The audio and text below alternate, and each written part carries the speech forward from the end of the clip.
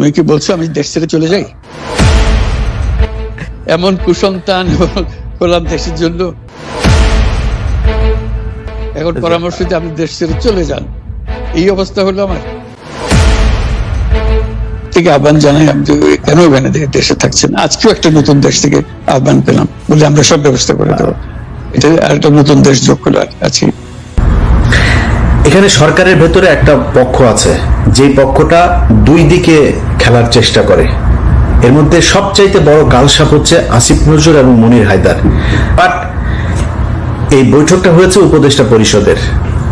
Doctor Yunus নিজে চান নাই, মানে কেন চান নাই সেটা আবার মানে ইশরাককে পছন্দ করে না, বিএনপির কাউকে বসতে, এই জন্য না, এটা অনেক কারণ আছে। এটার মানে লিগ্যাল অনেক ব্যাপার স্যাপার আছেন। তো এগুলো মিলে উনি চান নাই যে ওই নির্বাচনটাকে কেন্দ্র করে তারপরে এই কোর্টের রায় অনুযায়ী ও বসুক, উনি চান নাই।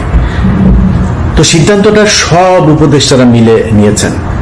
এটাকে ইশরাক এবং বিএনপির কাছে গিয়ে আসিফ নজরুল এবং মনির হায়দার এমন ভাবে প্লেস করেছেন যে আপনাকে বা তোমাকে বসতে দিতে চাচ্ছে না আসিফ মাহমুদ আর হচ্ছে মাহফুজ আলম, এই দুইজন হচ্ছে তোমার শত্রু। দুই পক্ষকে মুখোমুখি করে দিল।